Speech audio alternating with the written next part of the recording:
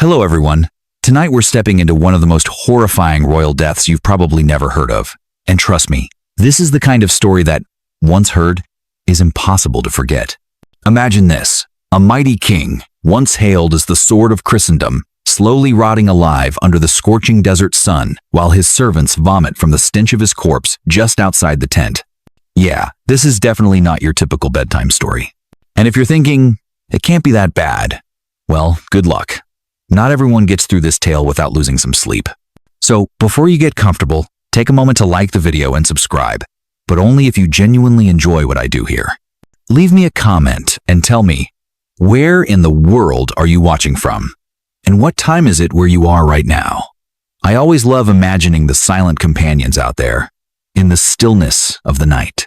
Now, dim the lights, maybe turn on a fan for that soft background hum, and let's ease into tonight's journey together. Close your eyes for a moment and imagine yourself standing in the scorching desert of the Middle East on an April day in the year 1118. A gentle breeze blows, but it's not enough to carry away the strange smell lingering in the air. It's not the scent of battle, it's the scent of something decomposing, though you don't yet know exactly what's happening inside that tent. You're near the fortress of Alarish, where the legendary King Baldwin I of Jerusalem is spending his final days. The man who once led the Crusaders, who planted the cross upon the walls of Jerusalem to the roaring cheers of thousands, is now nothing more than a blistered, foul-smelling shadow that no one dares approach. Sounds dramatic? The truth is even worse. You see, Baldwin was no ordinary man. He was a shrewd political player, a sharp strategist, and one of the first kings to rule Jerusalem after the Crusaders took the city. In an age where faith and the sword walked hand in hand, Baldwin built a kingdom on Muslim land, in the fiery heart of the Middle East. And what few know is, he was never chosen to be king in the first place. Baldwin was originally the younger brother of Godfrey de Bouillon, who had been named protector of the Holy Sepulchre. But when his brother died without an heir, Baldwin didn't wait for an invitation. He rode into Jerusalem and crowned himself king. Yes, quite confident. Historians still debate whether Baldwin truly believed he was serving God, or whether he simply used the cross as a political tool. Many lean toward the latter, that he was clever, pragmatic, and held no romantic illusions about his ambition. But no matter how smart he was, he couldn't outwit bacteria. What killed him wasn't an enemy army, but a strange illness that struck after a campaign in Egypt. Some suspect acute dysentery or food poisoning. Others believe it was necrotizing fasciitis, what modern medicine calls flesh-eating bacteria. Just hearing that is enough to make anyone reconsider dreams of medieval kingship. He began to burn with fever, his belly swelled, his skin changed color, and imagine being one of the servants in camp. You draw the short straw, and guess what? You've won the special honor of entering the king's tent to care for him. Within minutes, you're gagging. Baldwin's body stinks so badly they have to hang fabric around the tent and burn incense constantly. Not for meditation, but to mask the haunting smell that infects the whole camp. One strange but true detail. They say that even after he died, Baldwin's body couldn't be buried right away. It was too hot. The decay was too fast. They tried to carry him to be buried, and, along the way, his body exploded.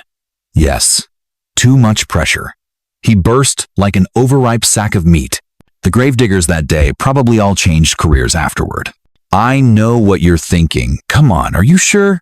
But the truth is, contemporary records, especially from William of Tyre, a well-known medieval historian, describe his state of living decomposition in vivid detail.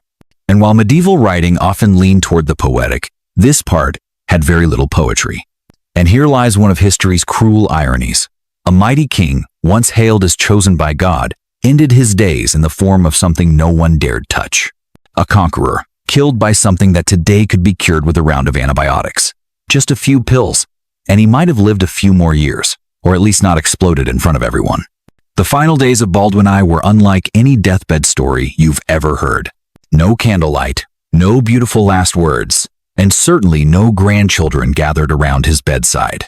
Instead, a body swelling by the hour like a leather sack full of toxic gas, skin stretched so tight it turned purple, then green, then gray. He could barely move. Muscles that once carried him into battle were now limp as wax in the sun.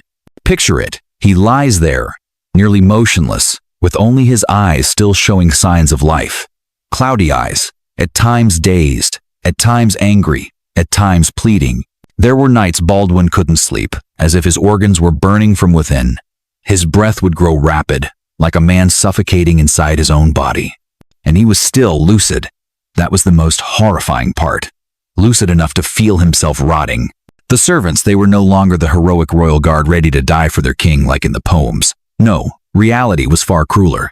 Each morning, they drew lots to see who had to enter the tent. Wipe the sweat, change the cloth bandages, apply oils, or burn incense. Don't ask if they did it out of loyalty. Most were forced by duty, or simply because it was their turn. Some would burst into tears as soon as they stepped out. Not from sorrow for the king, but because they felt like they had just survived hell.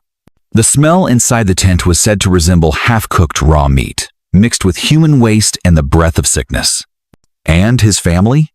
Well, here's the tragic part that might feel strangely familiar in many royal downfalls. Baldwin had no legal wife, and no legitimate children. Any illegitimate sons, if they existed, were excluded from succession. Some of his former lovers, noblewomen, once used to forge political alliances, had likely returned to Europe or remarried by now. In other words, he died alone. No relatives at his side, no gentle hand to wipe his brow. Only faint groans, the occasional swish of a servant's fan, and the scent of burning frankincense that couldn't mask the truth. The king was decomposing while still alive. Some say that in delirium, Baldwin screamed names not of saints, but of enemies, as if he still believed he was fighting. At times, he muttered incomprehensible words, as if conversing with death in a language only the two of them understood. The most painful thing wasn't the physical agony. It was the solitude. The knowledge that others feared, loathed, and avoided him. Imagine it. You're in agony, and the only person near you stands several feet away, nose covered, avoiding eye contact. That is no longer a death. That is a destruction of dignity. And amidst that pain, Baldwin, the man who conquered the Holy Land with blood, had no one to hold his hand. Only the desert heat, the coldness of fear, and the cruelty of time peeling away every fragment of power he once held. Are you still awake? Because soon, we'll witness a detail that perhaps even the chroniclers trembled to record. But for now, take a breath. I'm still here, and you are still safe, at least for tonight. And then, the day arrived. Not with the blare of a war trumpet, but with the soft rustling of linen tent flaps swaying in the hot wind, just as the sun rose over the Sinai horizon. The oldest servants in camp, those long acquainted with death, told each other, he won't last the day. By then, Baldwin's body had lost all resemblance to humanity. His belly swelled round like an old leather drum. His skin turned bruised purple, then pale green, blotched like lichen on stone. And the most haunting part was the smell. A smell of rotting flesh, so dense you could almost feel it with your hands, as if you could touch the odor, peel it from the air, and still not wash it from your chest. His attendants erected thick linen sheets soaked in perfume around the tent, hoping to soften the air. No one slept near the area anymore. The king's tent had become a silent void in the camp, like a tumor. They called it the death tent.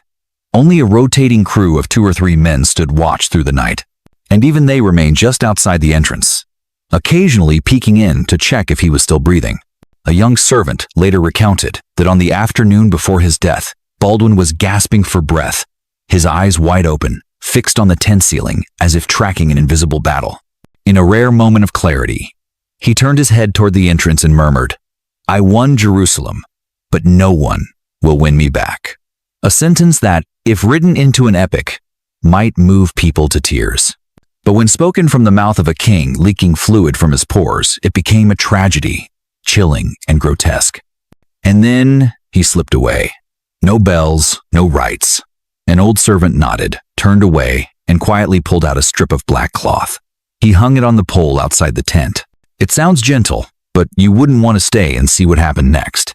Because Baldwin's corpse, decaying at an accelerated rate under the desert sun, had become something no one dared touch. The burial team, veteran crusaders used to battlefield carnage, approached with linens, wood, and scented oils only to flee moments later as the pressure inside his body surpassed its limits. Seconds later, Pop, a soft explosion like an overripe grape bursting in your hand. Pus, gas, and blood oozed from the ruptured skin. No one said a word. Some later claimed it was God's punishment. Others believed, this is what happens when a king thinks he can rule with iron and steel but forgets the human body is still just blood and bacteria. Historians of the time were divided. Some wrote that it was proof of man's imperfection before God. Others, more discreetly, recorded every detail in silence, leaving behind some of the strangest pages of the medieval chronicles. One thing was certain, no one looked at the throne of Jerusalem the same way again. After Baldwin's death, that throne was no longer a symbol of God's glory, but a reminder. Whoever sat upon it was still just a mortal body counting down its days. And you, lying in the dark with your headphones and warm blanket, imagine this. If power couldn't save Baldwin, if glory couldn't save him, then what is truly worth holding on to? Don't answer just yet. When you picture Baldwin, you might think first of a stern-faced king, always on horseback among the dust and blood of the Crusades. But the truth is, he wasn't just a warrior. He was a ruler, and like many rulers of his time, he had to solve a puzzle not meant for the faint of heart. How to hold a kingdom in a foreign land, among a people who did not share his religion, his culture, and often did not welcome him? You're resting now, but imagine a day in Baldwin's life as king, waking not to birdsong, but to distant military reports that a Muslim army was massing in the south, that the Armenians in the north were revolting again, and that a newly arrived European noble was demanding land as if he were still back home. Baldwin ruled the kingdom of Jerusalem like a man holding a sword in one hand and a cross in the other. But if you imagine him as a pious king full of mercy, you'd be disappointed. Baldwin was coldly pragmatic. He knew that ruling the Holy Land took more than faith. It took strategy, alliance marriages, and at times ruthless decisions. Under his rule, the kingdom of Jerusalem was not the grand empire you see in epic films. It was more like a fortress in the desert, surrounded by enemies. He had to manage not just an army made up of every kind of soldier from Europe, but also a local population that was mostly Muslim and Orthodox Christian. In other words, he was a foreign boss in a land that had never invited him. Historians still debate his methods. Some argue that he was admirably pragmatic, able to balance power and win the loyalty of local populations. He retained some native officials, allowed limited operation of Islamic courts, and at times personally intervened to stop corruption among European nobles. But others criticize him as a hard-handed manipulator who ruled more by threat and seizure than by building trust. One little-known fact: Baldwin used marriage as a political weapon, not for love, but to acquire land. A prime example was when he married a wealthy widow in Edessa to gain control of the region. Once his power was secure, he left her and rode south. You might think, this sounds like a plot from some twisted television drama. But for Baldwin, it was just another practical tactic in an age of chaos. However, there was one thing he was especially good at: defense. Baldwin knew he couldn't hold Jerusalem with sermons. He had to hold it with stone, steel, and water. He reinforced the fortresses, established systems for water transportation and food supply, and forged alliances with certain local tribes to create additional supply routes. Jerusalem was not an easy city to keep, but under his hand, it became nearly impregnable. Sounds impressive, but the people didn't always live in peace. Under Baldwin, civilian life was marked by hardship. Famine struck when supply convoys from the sea were blocked. Crusader soldiers sometimes rebelled or looted the very people they were supposed to liberate. And though Baldwin tried to present himself as a just king to the local Muslim population, he remained an occupier. There was nothing holy about double taxation or house requisitioning.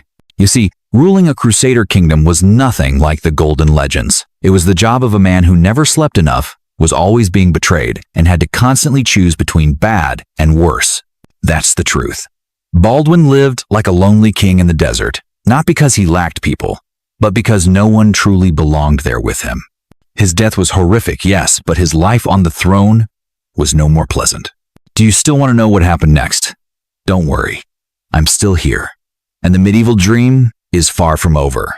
But now, breathe slowly. We'll continue after you've drifted to sleep. You're still there, aren't you? Still not asleep. Good. Because now we'll slip into another layer, a class often called noble, but in reality filled with drama, scheming, and parties you wouldn't want to attend if you knew what happened behind the scenes. The nobility under Baldwin, especially in the Crusader kingdom of Jerusalem, lived in a paradox. They were conquerors, yet constantly felt besieged. They lived in privilege, but always listened for sounds in the dark. Picture yourself as a newly arrived Frankish noble from Europe. You've been granted land near the Dead Sea. Sounds glamorous, but it's really just a rocky, arid farm, full of sand and no one to work it, since the local population has either fled or starved. So you're forced to hire temporary servants from nomadic tribes, trading labor for salt, cloth, or threats. Noble life wasn't just candlelit dinners and sipping mead. They had to constantly assert power, build alliances through political marriages, and sometimes through mutually tolerated affairs. Because in Jerusalem, if you had no allies, you wouldn't survive the next season. Here's a strange detail few mention. The nobility of the time were obsessed with poetry. Yes, by day they slaughtered on the battlefield, but by night, many would sit and listen to a provenal bard recite love poems in Languedoc, while their hands still smelled of roasted lamb.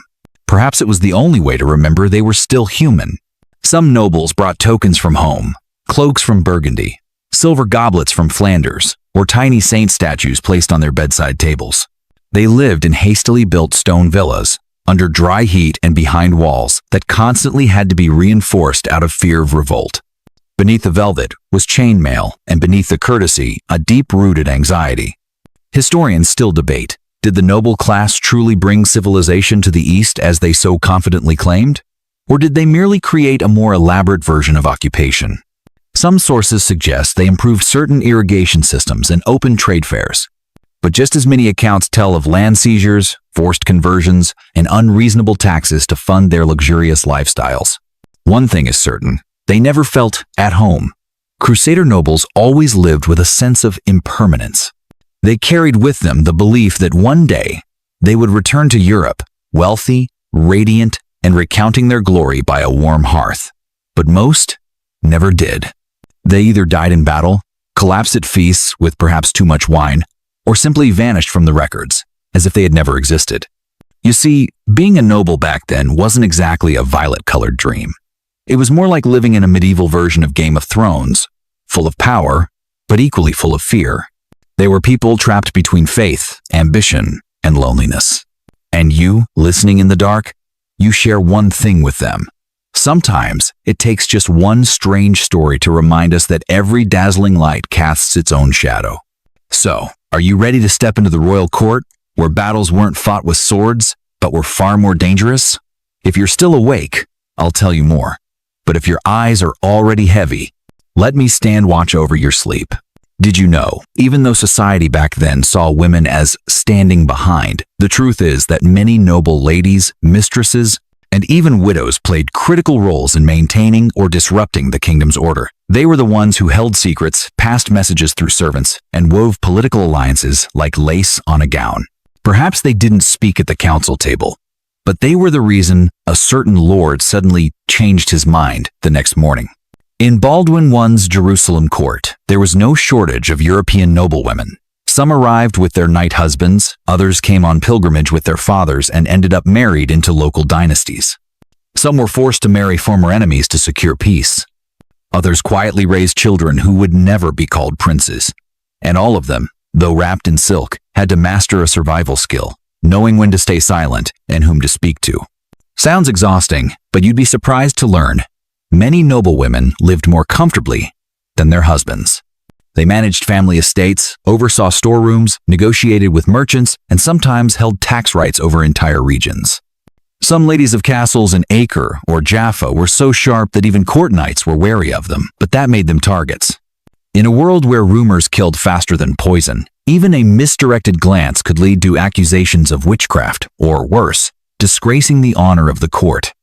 Modern historians still argue fiercely. Were Crusader women truly influential, or is this a romanticized reconstruction? Some sources claim they were mere background figures in politics, but letters, diaries, and even curses from their enemies suggest they were the ones holding the strings that bound the fortress. And while the noblemen were slashing through deserts, the noblewomen battled through banquets. That's right, royal feasts weren't just for eating and reciting poetry. They were moments to flaunt jewelry, to exchange loaded glances, and to send unspoken messages. Who sat closest to the king? Who wasn't invited? Who accidentally wore the same color as the queen? Every detail was a calculated move in that silent game of power.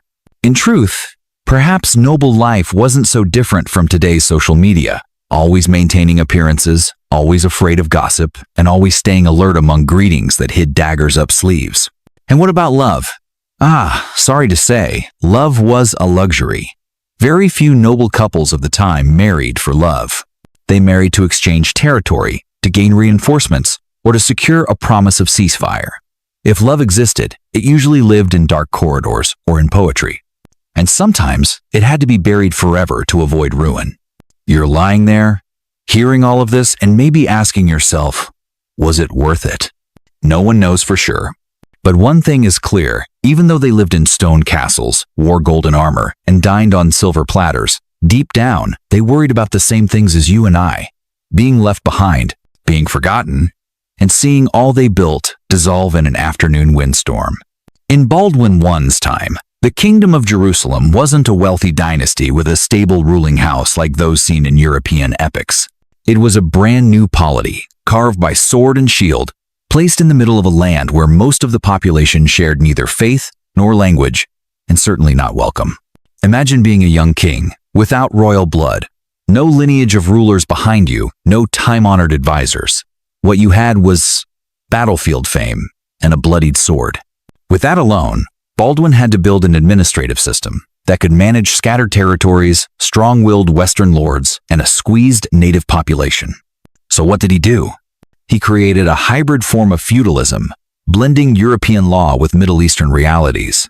European nobles were granted land, titles, and full authority over their domains, so long as they paid taxes and sent troops when summoned by the crown. Essentially, he traded power for loyalty. A clever form of political bribery, but not without risks. An interesting point is that the legal system was also adjusted to accommodate the kingdom's diverse population: Muslims, Jews, Eastern Orthodox Christians. Baldwin allowed them to retain parts of their own legal traditions, especially in civil matters like marriage, property, and inheritance. But remember, ultimate authority still rested with the king and the Latin courts. It was like a card game where Baldwin dealt the deck, but others got to choose their hands. Modern historians still debate this. Some argue Baldwin was a sharp political reformer who understood that stability comes from compromise. Others believe he was simply too weak to enforce absolute power, and thus had to loosen his grip to survive. Truthfully, it was probably both. Within the royal court, politics was not for the naive. There were various factions. French lords defending traditional privileges, rising military orders like the Knights Templar, clergy from Rome eager to interfere in every decision, and let's not forget, the Italian merchants always finding ways to buy influence with gold instead of blood. Baldwin, according to many records, was skillful yet firm when necessary. Once, he stripped a rebellious noble of his lands and reassigned them to another simply for challenging royal taxation rights. In a court where everyone thought themselves special, Baldwin positioned himself at the center by doing what no one else dared, balancing interests with cold precision. And in foreign affairs? That was a canvas full of overlapping strokes. Baldwin didn't only fight Muslim armies like the Fatimids in Egypt or the Seljuks in Syria. He also had to conduct quiet diplomacy with the Armenian kingdoms, Antioch and Tripoli, regions also held by Europeans, but rarely cooperative. Every alliance was a trap. Every ceasefire agreement was a fragile promise. Once, Baldwin signed a treaty with a minor Muslim emir, only to be attacked months later by that very man who claimed God had changed his mind. Politics back then had no noble ideals. It was survival written in the language of power, land, and who controlled the wheat supply routes from the coast. Think today's politicians are slippery? Try being a crusader king in a hostile land. One wrong move, and someone could crown a new king with a bishop seal and an army to follow. In short, when Baldwin I sat on the throne of Jerusalem, he wasn't just ruling a kingdom, he was walking a political minefield, with every step a gamble. And strangely, He played the game well, until his own body betrayed him, not any rival. See, even in that ancient world of dust and blades, power was still a complex game. The only difference was, sometimes the losers started to rot before they exited the stage. You're still with me? Good, because this part might not have decaying corpses or courtly intrigue, but it is the silent backbone that kept the Crusader kingdom from collapsing day by day. That's right, I'm talking about the legal system under Baldwin I. But don't worry, it's not dry. Because in those days, law wasn't just about clauses, it was a weapon, a belief, a way for an exiled king to hold on to power in a foreign land. First, imagine this. The Kingdom of Jerusalem was founded after the bloody conquest of 1099. A small group of European nobles seized a holy city and declared, "This is our home now." But a home needs rules, right? And so the laws of Jerusalem were born, a legal system stitched together from all sorts of sources. French feudal codes, old Roman laws, Catholic moral doctrine, and even some local customs. It sounds like a patchwork cloak, but that made it flexible. Essentially, Baldwin's law had two tiers. One for the nobility, those with land, weapons, and relatives on horseback, and another for the common people, especially the locals, Jews, Muslims, and Eastern Orthodox Christians. For the nobles, Baldwin maintained a special court system called the haute cour, the high court. It wasn't like a modern courtroom with robed judges. It was a gathering of lords and knights, each with a seat, a voice, and a vote on major cases like treason, large land disputes, or whether to depose the king. Sound democratic? It was, but only if you were a count. If you were a potter, stay quiet and pay your taxes. And for the commoners, they were judged by a system called the cour des bourgeois, the court of the townspeople. There, the judge might be a learned European, or sometimes even a Muslim appointed by the king, as long as he was loyal. Local people were allowed to keep many of their traditional laws, especially in civil matters like marriage, property, and inheritance, as long as it didn't challenge Latin authority. A kind of keep your rules but live in my house arrangement. Here's a strange fact few know. King Baldwin once allowed Muslims to sue Europeans if their property was stolen or if they were abused. Sounds noble? Maybe. Or maybe he simply wanted to preserve the image of a just king to avoid rebellion. Historians still argue over this. Was it genuine compassion or just clever politics? And what about punishments? There were no comfortable prisons or rehabilitation programs. Punishment in those days was very decisive. Theft meant amputation, murder meant hanging, and rebellion meant confiscation of property. However, an interesting detail is that many cases ended with fines. You might have killed someone, but if the other family agreed to accept blood money, the matter could be closed. A kind of financial reconciliation, or as one noble once said, a human life is a matter of negotiation. 1. And then there was the unwritten law, equally important, the law of honor. In a land where reputation meant everything, one wrong word, one improper glance, or sitting in the wrong chair at a banquet could lead to lawsuits, or worse, a deadly duel. Official law judged major crimes, but the hidden law judged what cracked the human heart. You see, Baldwin's legal system wasn't perfect, but it was flexible enough to keep things from collapsing, at least for a while. It wasn't absolute justice, but it was workable justice in a world of chaos. And think about it. You're lying here, listening to the laws of a foreign king and a legal code long gone. You might forget them by morning, but remember this. Even in times of disorder, people needed laws. Not to protect kings, but to protect the idea that life could still be governed. Now close your eyes. You've heard the laws. No need to swear before a court. Just let your mind drift to a distant place where wind moves through cold stone halls and secrets lie locked in faded scrolls of old parchment. You're still there. In the dark, your eyes may have softened, but your mind is wide open. And that is the perfect moment to speak of one last thing. Perhaps the most important element in Baldwin I's entire kingdom. Religion. You see, the Crusader kingdom of Jerusalem wasn't founded for gold, nor purely for power, at least not officially. It was built in the name of God, and for anyone in that era, to speak of the Holy Land was to speak of a burning question: who truly has the right to stand on God's ground? Baldwin. I wasn't just a king. He was the guardian of the Holy Sepulchre, a title that sounds sacred but also demanded he become a living symbol of Christian faith in a land that was predominantly Muslim. And trust me, being a living symbol is an exhausting job. First, understand this. Jerusalem at the time was a multi-faith holy city, a convergence of three major religions: Judaism, Islam, and Christianity. There, every cobblestone, every well, every wall might be sacred to at least one of them. Every conversation had to be measured. One misstep could spark a riot. Baldwin knew this, and he had to walk a tightrope between righteousness and politics.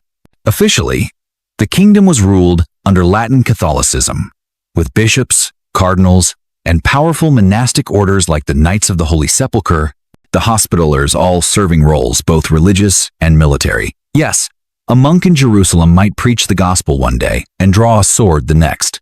He might look like a parish priest, but be a general in robes. Churches were built across the city, especially the Church of the Holy Sepulchre, believed to be the burial site of Jesus.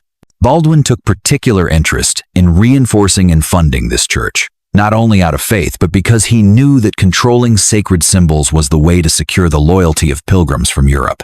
Every pilgrim was a hymn to the kingdom, and sometimes a walking purse. However, Baldwin's rule wasn't merely a religious crackdown, as some assume. One lesser-known fact: he allowed Muslims and Jews to continue their worship as long as they paid a special tax called the jizya. You might see this as tolerance or as a clever tactic to raise funds, depending on your view. But the truth was, he didn't have the strength to suppress everyone, and he needed stability more than triumph. Of course, things didn't always go smoothly. There were incidents of temple burnings, mosque desecrations, even bans on gatherings, often instigated by overzealous monks or newly arrived Western troops who forgot to pack cultural respect. Baldwin often had to step in to put out the fires, both literally and politically, serving as king and minister of interfaith peace all in one. And of course, we can't forget the many forms of folk remedies: holy water, protective amulets, saintly relics, pieces of a martyr's robe, or advice to sleep with your head facing east to absorb divine energy. You might laugh, but when your toothache makes you want to slam your head against the wall and the nearest dentist is 3 weeks away on horseback, well, you'll try anything. In the army, medicine was even worse. The wounded were often laid along the sides of the marching path, wrapped in cloth, groaning in the sun. More men died from infected wounds than from arrows, and the ones who survived sometimes weren't entirely whole. But if you were a soldier, you had no choice. Die and be buried. Live and thank God. No one complained. Baldwin I, even as king, was no exception. When he fell ill on the way back from Egypt, the physicians in his tent may have tried everything: herbs, holy water, Latin-style cupping, even slicing open the abdomen to release toxic air. But nothing worked, because in the end, medicine of that time was simply a mix of courage and desperation. You see, we live in an age where you can buy medicine on an app, call an ambulance with a button, and sometimes complain because 15 minutes feels too long. But back then, 15 minutes might have been all you had before slipping into a malaria-induced coma. So tonight, if your throat hurts, your back aches, or you're just bored from insomnia, think of Baldwin, a king with an entire kingdom in his hands, yet not a single antibiotic. Now close your eyes. You live in a time with medicine and with dreams. They had only God and waiting. Still awake? Good, because the next part will take you into a corner of the Crusader kingdom rarely noticed, a place without the sound of hooves, without gleaming crests, without spilled blood, but one that determined everything a king like Baldwin I could hope to hold on to. That's right, I'm talking about education. You might ask, education? In a land full of war and desert like medieval Jerusalem, there was schooling? Oh yes, but it didn't look like any classroom you've known. There were no public schools, no chalkboards, and certainly no multiple-choice quizzes. Education back then was more like a luxury gift, reserved for those with time, money, and sometimes divine favor. In Jerusalem, those who could read and write were an extremely rare class, usually nobles, monks, or people affiliated with the church. And no, women were almost never taught. If you were a boy from the upper class, you might be taught to read Latin, study the scriptures, a little Greek, some poetry, and maybe even feudal law. But who would teach you? Jilaric. Monasteries and churches were the first schools of Crusader Jerusalem. The priests weren't just officiants, they were the professors of that era. Men who taught while also judging your morality. A lesson might begin with a passage from the Bible, followed by Latin analysis, and end with a warning about the sin of excessive curiosity. Many students of the time were taught, know enough to serve God, know too much, and you risk heresy. A gentle reminder that some knowledge was best left unexplored. And yet, one strange thing was that education in Jerusalem had a remarkably international character.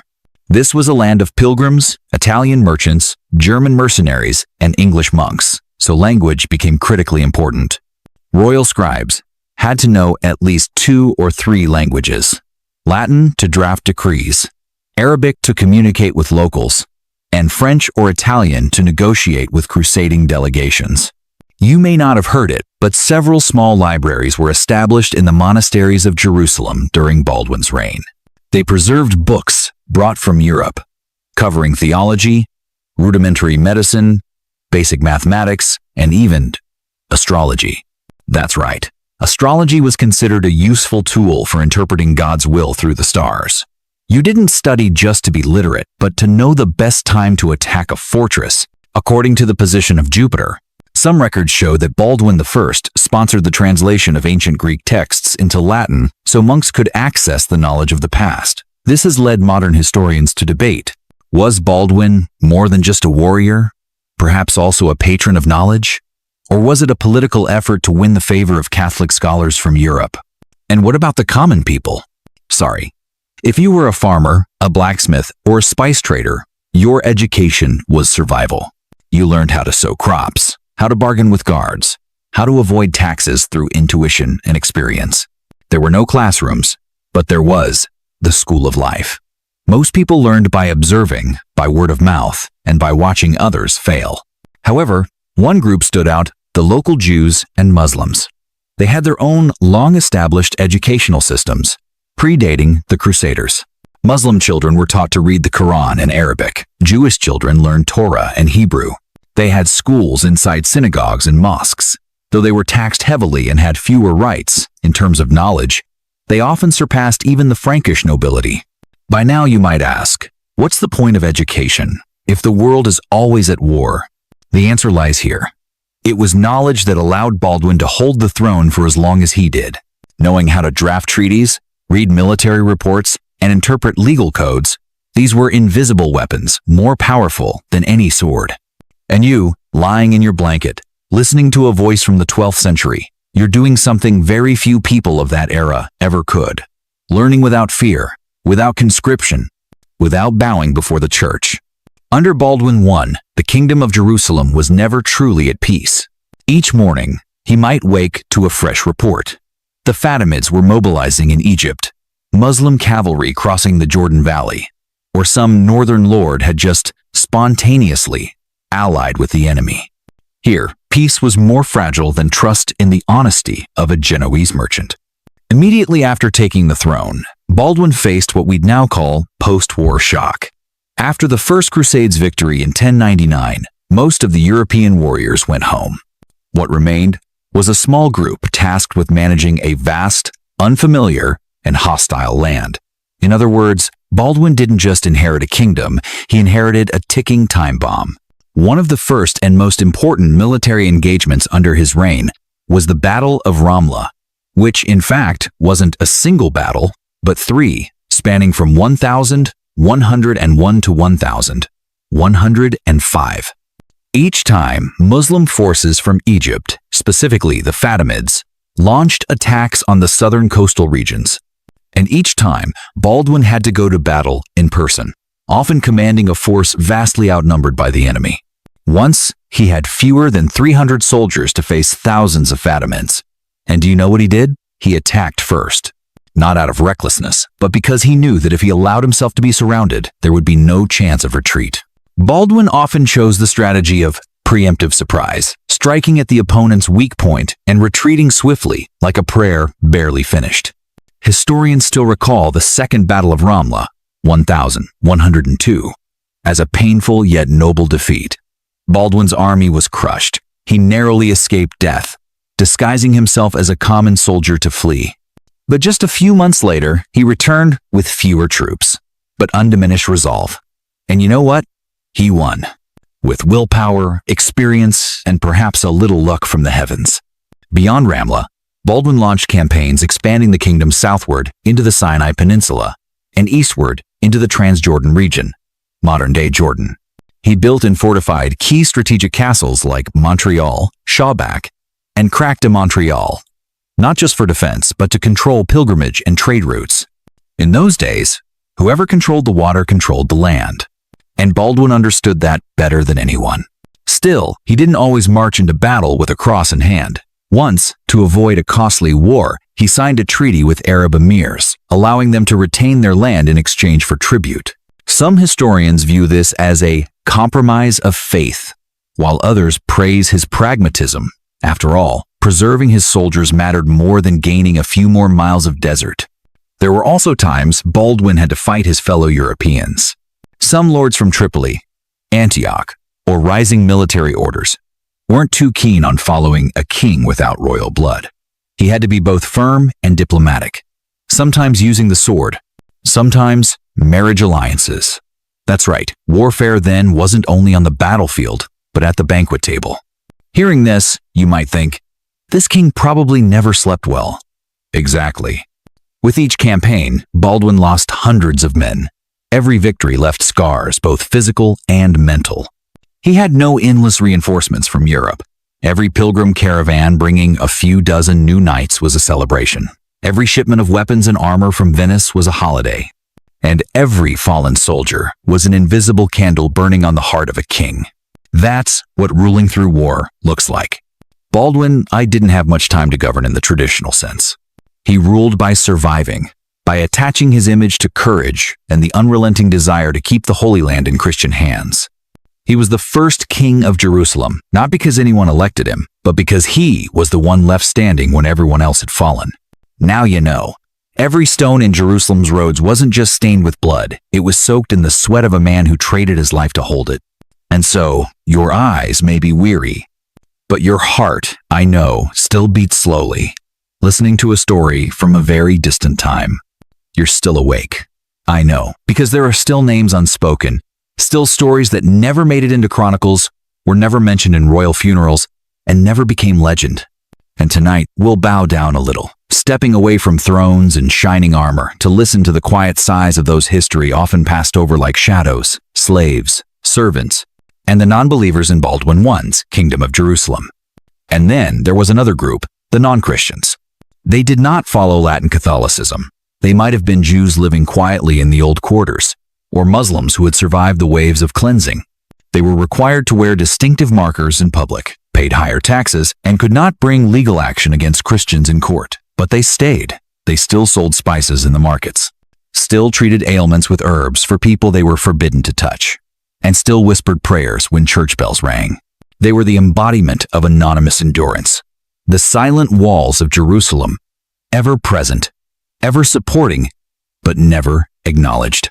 Today, as you walk through the old city of Jerusalem, you might see an old well, a rounded dome, or a small stone tucked behind a fence. You might pass it without notice, but who's to say? Perhaps that was once the resting place of a servant named Yusuf, or the spot where a girl named Miriam once hid love letters in a basket of bread. History tends to remember the names of the victorious, but the world, it is built by those no one remembers. And you, lying there in the quiet, might sleep more soundly knowing that someone lived, loved, and died so Jerusalem could endure, not just in blood, but in every broom, every drop of water, and every whispered word in a mother tongue beneath the night. When Baldwin died in 1118, not everyone wept.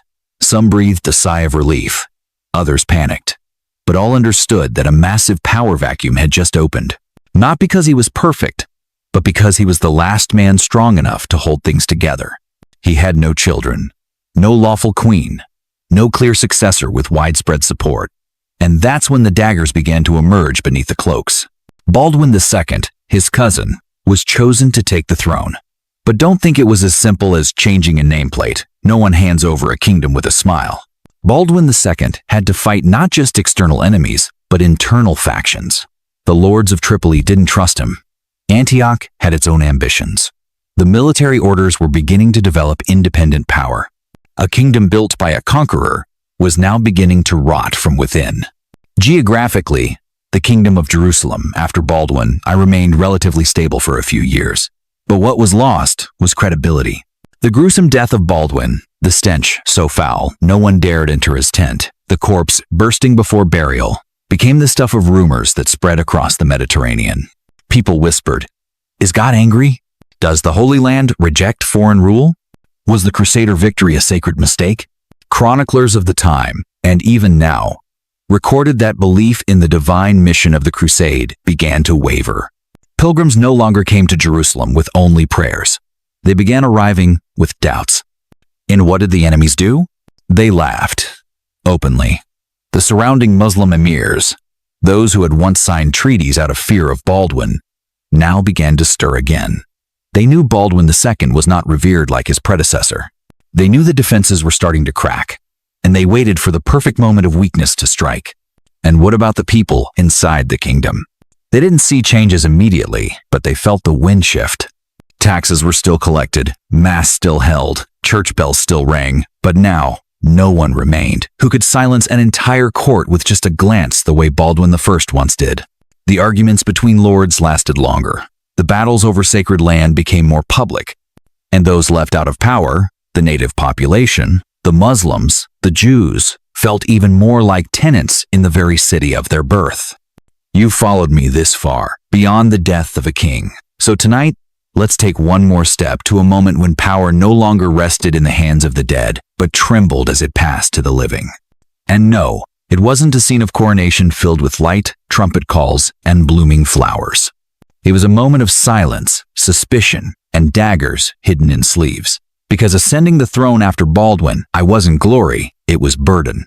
Baldwin I's successor was Baldwin II, also known as Baldwin of Bourg, a Frankish nobleman, cousin to Baldwin I, formerly the Count of Edessa, a territory farther north, now part of modern-day Turkey. Educated, of noble blood, and with battlefield experience, yet still met with many eyes asking, who is he? You see, when Baldwin I died without a legitimate son, the crown didn't simply fall to the next of kin. It became a prize, and everyone wanted a piece. The lords of Jerusalem immediately divided into factions. Some supported Baldwin II. Others wanted to elevate a local noble. Some whispered, should we let Rome send someone? And a few simply waited for the chance to break away and establish their own kingdoms. A king had died, but his shadow still pressed heavily on the living. When Baldwin II arrived in Jerusalem, he didn't enter the palace like a king, but like a man wearing borrowed armor. He had no strong military backing, no local wife, no great accomplishments to rival his predecessor. What he had was a name that sounded similar, and a bit of family inheritance. Crowned in 1118, he swore to continue the mission of protecting the Holy Land, but in his heart, he knew even the throne itself was trembling. From the moment he took the crown, Baldwin II had to suppress at least 3 rebellions within a year. Lords demanded more land. Bishops sought greater control of the church. And there were whispers in the dark. Was Baldwin I poisoned? And who benefited from his death? There was no proof. But in a court where power was thinner than a blade's edge, proof wasn't needed. Only suspicion. Still, Baldwin II was no weak man. He was firm, organized, and, above all, resilient. He reinforced fortresses, increased troop numbers along the borders, and began a policy of strategic marriage. One of his most significant decisions was marrying his daughter, Melisende, to a powerful European knight, securing a dynastic future for the throne of Jerusalem. It was the first time the Latin court in the East accepted succession through a woman. Controversial, yes, but a brilliantly political move. But ascending the throne wasn't just about holding land. Baldwin II also had to preserve faith. Remember? Baldwin I died in decay, becoming a symbol of God's wrath. So what did Baldwin II do to dispel that shadow? He fashioned himself as a more devout, more virtuous, and less odorous king. He attended Mass regularly, patronized monasteries, and organized public processions of holy relics, bones said to belong to saints, believed to bring sacred peace to the kingdom. Some said it was all performance, but to the people of that time, The question wasn't whether it was real, but whether it could still inspire belief. Baldwin II reigned until 1131, nearly 13 years. Not a bad run for a king in a land where every week brought an attack, a whisper of rebellion, or an attempted assassination. He wasn't as glorious as Baldwin I, but he was steady. And sometimes, history doesn't need another legend. It just needs someone clear-headed enough to patch the torn cloak and keep the throne from toppling. You're lying there, listening to this story, and maybe thinking, so, he turned out okay, didn't he? Perhaps. But remember, every Crusader king lived as if standing on sand. Sand can hold weight, but only for so long. And in tomorrow night's story, if you wish, I'll tell you what happened when that sand gave way, and another name rose like a storm, Saladin. And then, the story didn't end with the king's death. Because the death of a king is never the ending. It is a doorway, opening onto a spiral of consequences that no one can control. Jerusalem didn't descend into chaos immediately. There were no mobs breaking down city gates, no cries of rebellion. But something changed instantly. No one dared to make decisions. Royal decrees piled up. Delegations from Europe were left waiting at the palace gates. Grain inspections were postponed. The entire kingdom seemed to hold its breath, waiting to see if anyone had the authority, the courage, or simply the face to step onto a throne now cracked at its foundation. And in that moment, it was those who had no voice who listened the hardest. In the Jewish quarter, elderly rabbis quietly added a line to the community's chronicles. On the third day after the rotting king's death, the old city grew strangely silent. In the tent camps outside the city, Muslims whispered a single phrase, "Jerusalem has lost its gatekeeper." And in the monasteries, monks read their prayers with a fear they couldn't name.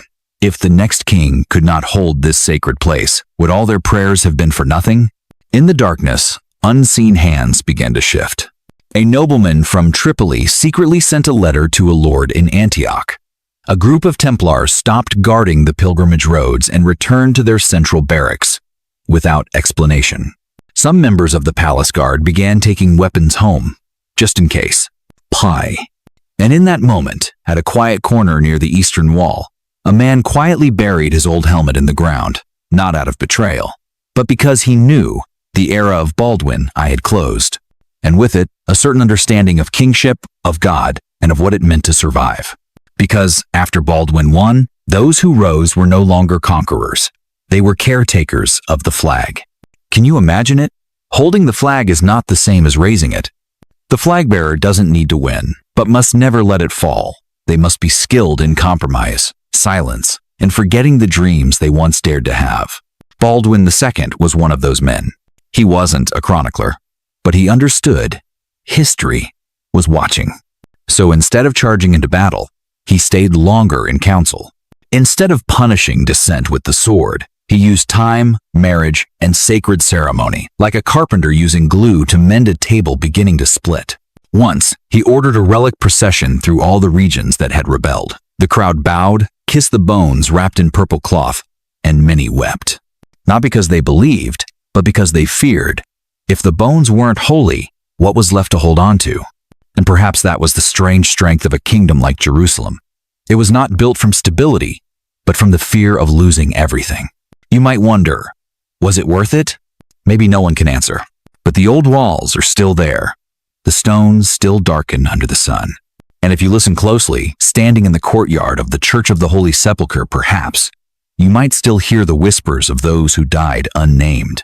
But like all things in the Holy Land, nothing stays still forever. When Baldwin II died in 1131, the crown did not pass to a general, but to a woman. Melisende, daughter of Baldwin II, became the first true queen regnant of Jerusalem. And for many at the time, that was something both unfamiliar and suspicious. Some nobles scoffed, others waited in silence. And a few, especially those still quietly bitter since Baldwin I's era, began to stir. And so, waves began to rise. Not crashing like thunder, but trickling like rain in a dry cistern. In the first year of Melisende's reign, some lords in Galilee refused to send taxes.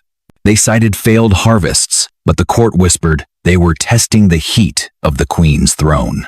Then came Antioch, a land half European, half Eastern, where the Norman nobility no longer hid their desire for independence. Jerusalem is too far, they said. But everyone knew what they wanted was a crown. And what of Melisende? She did not ride into battle. She did not charge through dust and blood like her father or grandfather. But she struck in other ways. She strengthened monasteries, elevated loyal religious orders, and, most importantly, took firm control of the royal chancery and the kingdom's libraries. Whoever held the pen held the memory. And Melisende, with the quiet cunning of a woman raised in a world of intrigue, understood that from the beginning. But not all threats came from nobles. A force far stronger and far more patient was slowly rising in the east. Silent throughout the reigns of Baldwin I and Baldwin II, Islam had not slept. After each defeat, they retreated one step, learned something new, gathered another ally. And then, a name began to pass through the whispers of local emirs, Nur ad-Din, the son of a military commander from Aleppo, young, reserved. But battle by battle, stone by stone, he took back what the Franks had seized. And unlike Muslim leaders before him, Nur ad-Din was not just fighting to defend land. He was fighting for a vision, to unify the fractured Muslim armies under one banner, and to drive the Crusaders from Jerusalem. Melisende saw this coming. She bolstered the city's defenses. She married her daughter into powerful European noble families with strong armies. She sent envoys to Rome requesting reinforcements. But every move, no matter how calculated, was only a delay, because the wheel of history had turned, and it was turning the other way. And then, like a prophecy delayed, the true uprising began. In 1144, the city of Edessa fell, the very place where Baldwin II had once begun his royal path. This was more than a loss of territory. It was a loss of face, a loss of faith. It triggered the Second Crusade. But this time, the Crusaders who arrived were not like those of the first. They did not bring the blazing fire of belief. They brought doubt, internal squabbling, and commanders too proud to agree on a strategy. And Nur ad-Din, he waited. He learned. He consolidated. And behind him, a storm was forming. Another name. One that would rise above all. Saladin. Melisende, the woman who held the crown with bare hands. When Baldwin II died in 1131, he left no adult son, only her Melisende, the daughter born of a political marriage who had inherited all her father's wisdom and unyielding presence. At first, she did not rule alone. Her husband, Fulk of Anjou, was crowned co-ruler. But soon, all of Jerusalem knew who held the true keys of power. Fulk had soldiers and titles from Europe, but he did not have Jerusalem. He didn't understand the city. Didn't understand the narrow streets where monks and spice merchants breathed the same dust. Melisende did. She was born here, raised among the stone walls that had heard 100 whispered prayers. She didn't need to shout commands. A glance was enough. And that, for many, earned respect, and for some, fear. And so, the first crack appeared right on the throne itself. Fulk, feeling excluded, began to favor his own men, nobles from Anjou, newly arrived knights from Europe. He sought to sideline Melisende's supporters, even once attempting to have one of her trusted advisors assassinated. But Fulk miscalculated. Jerusalem was not easily swayed, and Melisende would not bend. The crisis reached its peak in 1134, when a group of nobles openly declared support for Melisende. Fulk was forced to back down. From that moment, Melisende was no longer a co-ruler. She was the true sovereign. She established a new court, sponsored religious and cultural works, and, most importantly, prepared the next generation. When her son, Baldwin III, came of age, she did not step aside. She intended to continue ruling, and that led to a civil war between mother and son. The small kingdom, surrounded by enemies, split itself in two. Baldwin III, young and ambitious, demanded real power. Melisende, though his mother, was also a queen, and she refused to step down. Two factions formed, two temporary capitals were established. Skirmishes broke out, but after a few years, under pressure from his advisors, Baldwin called for reconciliation, and Melisende agreed. She withdrew to a ceremonial role, no longer the direct ruler, but still the mother of the kingdom. And in the hearts of many, she remained the one who had held Jerusalem together through its quiet unraveling. But fractures never fully mend. After Melisende, her successors lacked her strength. Baldwin III died young. Amalric succeeded him, a capable war king, but one drawn into distant conflicts. He invaded Egypt, but could not hold it. And in the vacuum left behind, Saladin emerged. Saladin, once merely a commander under Nur ad-Din, had become the symbol of Islamic unity. Unlike the Frankish kings, divided by titles and ego, he united Muslim factions with a single promise: Jerusalem would return to the faithful. Meanwhile, the Latin kingdom began to rot from within. After Amalric's death, his successor was Baldwin IV, the leper king.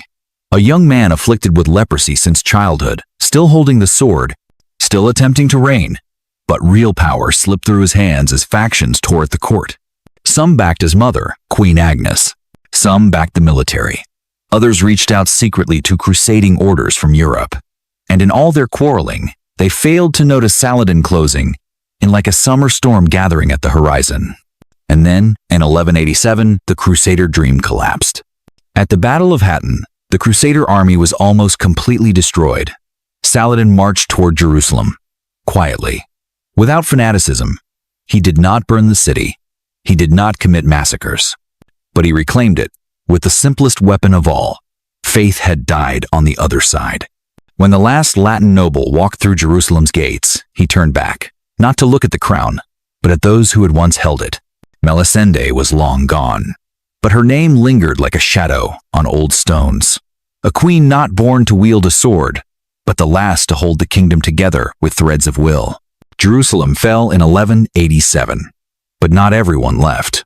When Saladin entered the city, many knights were killed, some ransomed. Noblemen, if they survived, were mostly expelled. But the women, they were not named in chronicles. But they were there, at the gates, in the reclaimed churches, in stone villas stripped of coats of arms, sunlight fading on their walls. Some chose to leave in silence, in tears, carrying what remained of lives once pledged to a promised land. But others stayed. Stayed not out of loyalty to the Crusader ideal, but because they had no other choice.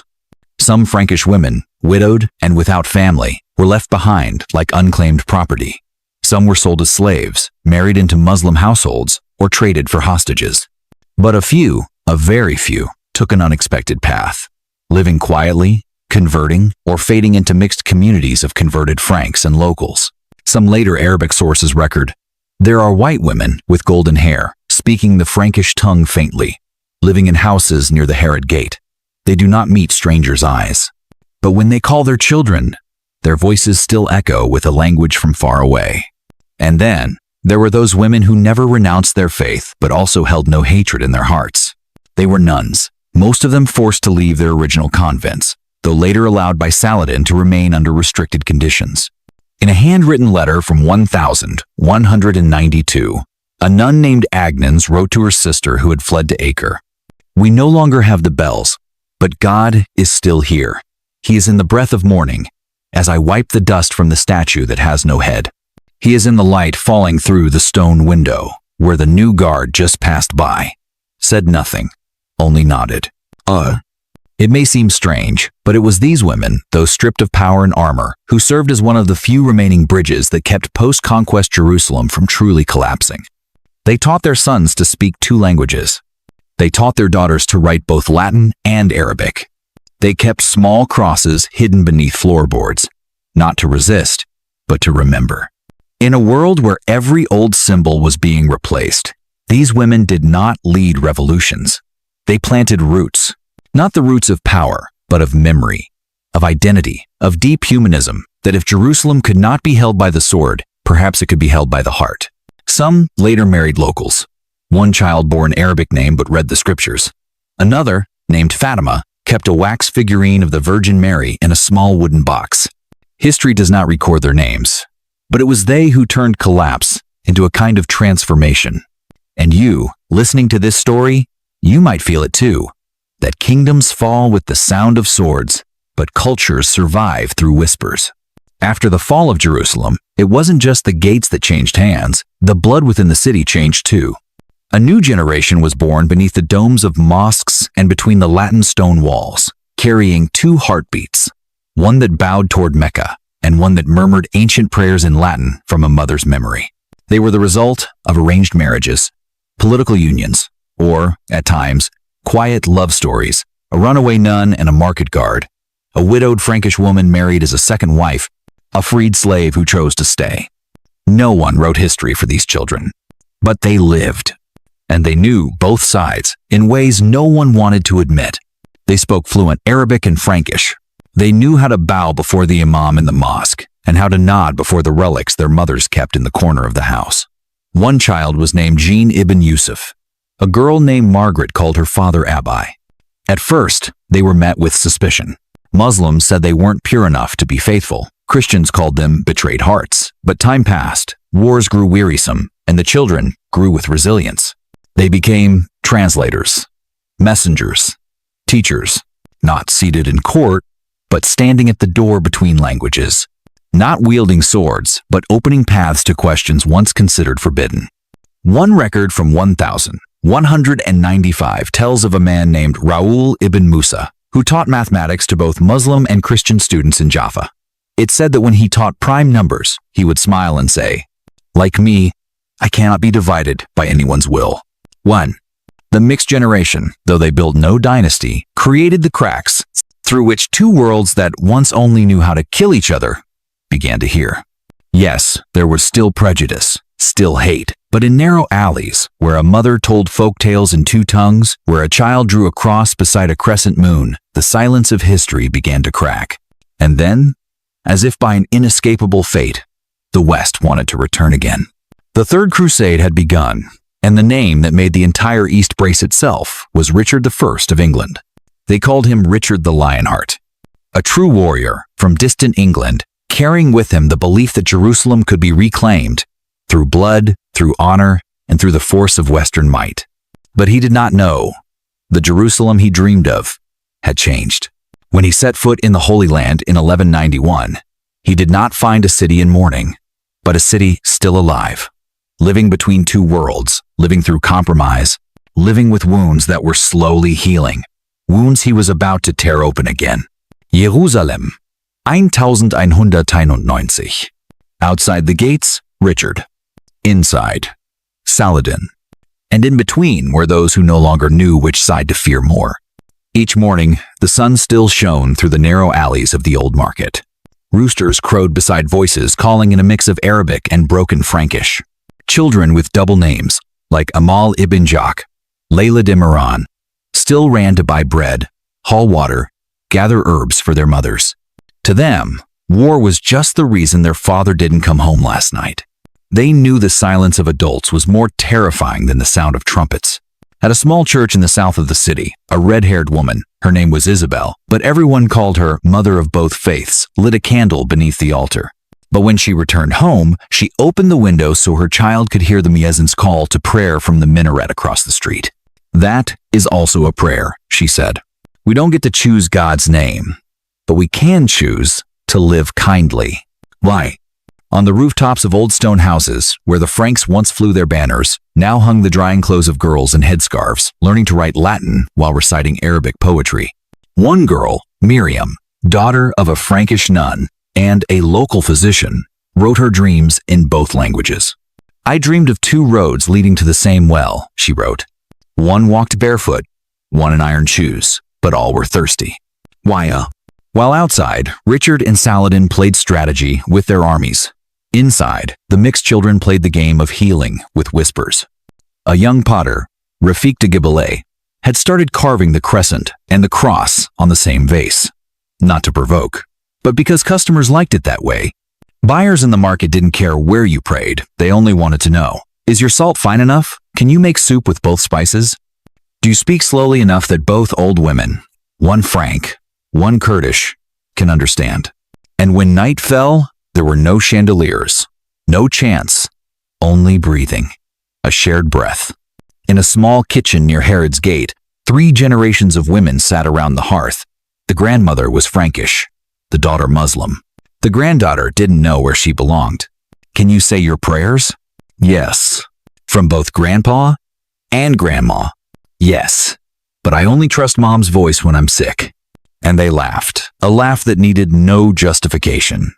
That was the real Jerusalem during siege, not a place of pure doctrine, but of continued life. Not a place for idealized victory, but where people learned to forgive themselves for not being strong enough to hate anymore.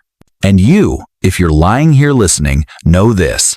Between papal decrees, Saladin's proclamations, and Richard's blood-soaked plans were children writing love poems in 2 alphabets. And it was they who kept Jerusalem from crumbling to dust. Jerusalem was never truly owned by anyone. It was a heartbeat, and anyone who ever lived there left behind a beat. Baldwin I died in decay. Baldwin II held the throne like a man patching a roof in a storm. Melisende walked with the silence of iron resolve. And the children of 2 bloods, they didn't build a kingdom, but they kept the candle lit against the wind. Saladin would die, Richard would retreat, and those who passed through the Holy Land, some left footprints, some left curses. But some left a scrap of embroidered cloth, an awkward line of poetry, a smile on a child's face who would never know which man to call father. Now you lie there, in stillness, in an age with no collapsing walls. Outside, there are no priests chanting in Latin, no war drums from the east. Only the soft whir of your fan, like the breeze from fields behind the old city, where someone once planted olive trees to pray for peace. Close your eyes. Don't worry about history, because no matter how many battles, how many thrones tremble, how many horns call men to arms, there will always remain a small corner where someone once baked bread, someone once wrote a love letter in 2 languages, someone once lit a candle when the whole city went dark. And maybe, just maybe, you were there too, in some life long ago, just a passerby, but still remembering the scent of a city that cannot be forgotten. Sleep well. No war, no cause. Just a rest as soft as the dust of a century that has long since fallen silent.